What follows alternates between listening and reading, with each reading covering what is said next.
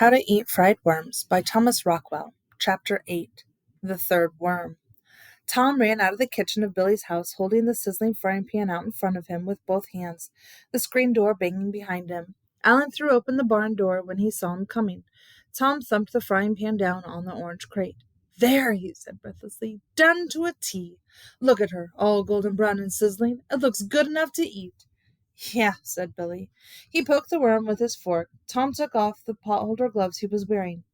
"Think fish," he said. "Remember, think fish.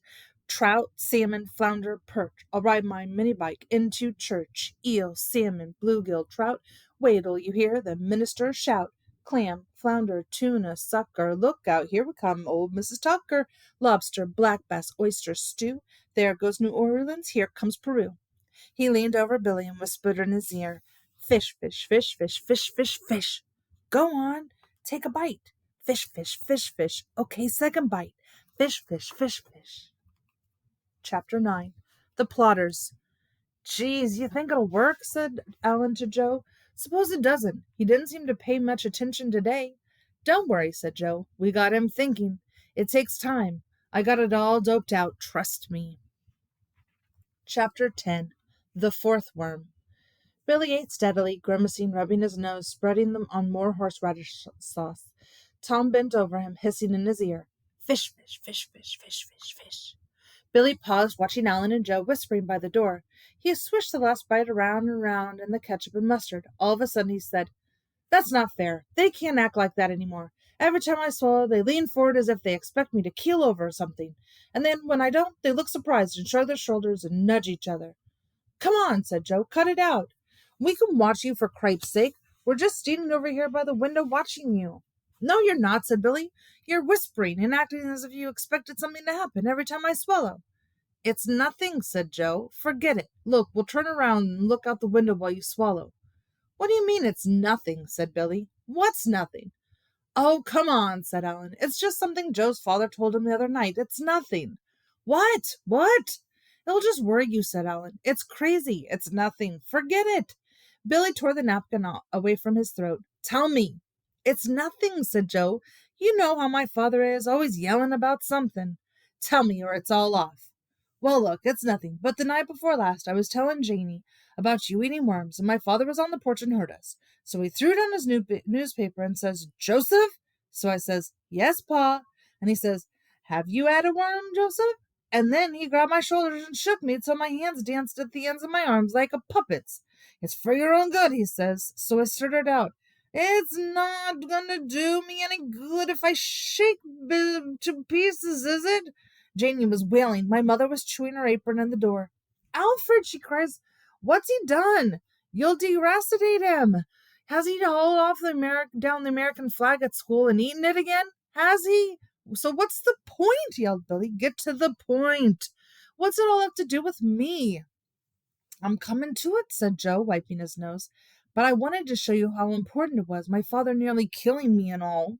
He sneezed, and then Alan began to sneeze, and finally had to hobble off into one of the horse stalls, hugging his stomach to recover. "Anyway," said Joe, wiping his nose again and hitching up his Levi's, "so my father told my mother he thought I'd eaten a worm." "A what?" says my mother, dropping her apron and clutching her sides of her head. "A worm," says my father, nodding solemnly. So my mother fainted, collapsed all helter-skelter right there in the doorway, and lay still, her tongue lolling out of her mouth, her red hair spreading out beautifully over the doorsill. "Will you cut it out?" Billy yelled. "Who cares about your mother? What does it have to do with me?" "I think he's lying," said Tom. "Who ever heard of someone's mother fainting and her tongue hanging out?" "All right," yelled Joe, stamping around. "All right.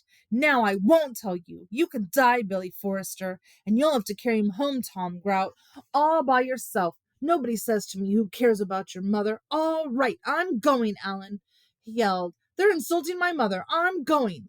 "Don't," said Alan, running out of the horse stall and grabbing Joe by the shirt tail. "Don't. You got to tell him. Even your mother'd say so. Mine, too. No matter what he said. It ain't a matter of life or death." "I won't," said Joe, starting toward the door. Ellen pulled him back. "You got to. How long have we known poor Bill? 6, 7 years? For old time's sake, Joe, just because We were all once in kindergarten together. Think of the agony he'll face, Joe, the pain and the blood and the gore. Billy was on his knees by the orange crate, wringing his hands, not daring to interfere. But when Joe glanced suddenly back at him, he whispered, "Please, Joe, for old time's sake." "Well, will you apologize for insulting my mother?" "I do," said Billy. "I do. I apologize."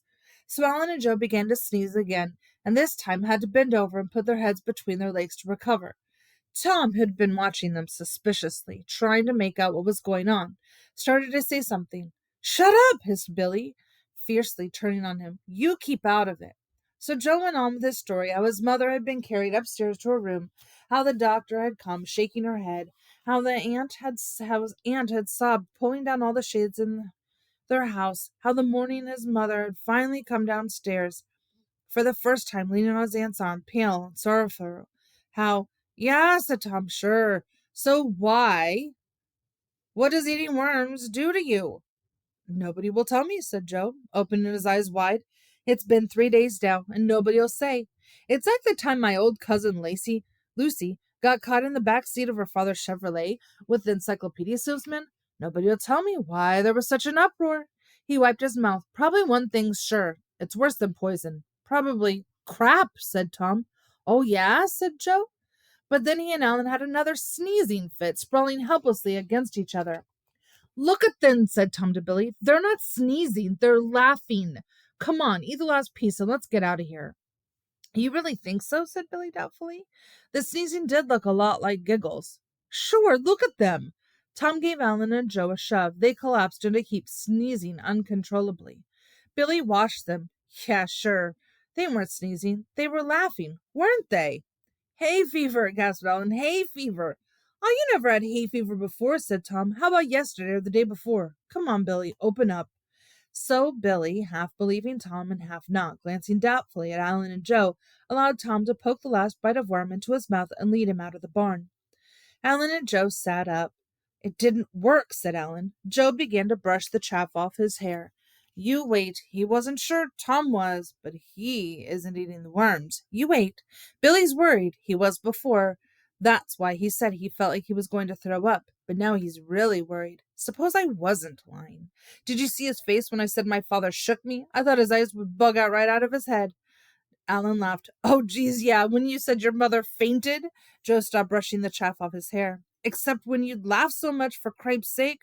If you'd kept a straight face, even Tom wouldn't have guessed." "Ah, you laughed first. What do you mean?" "Me? I laughed first? I did not.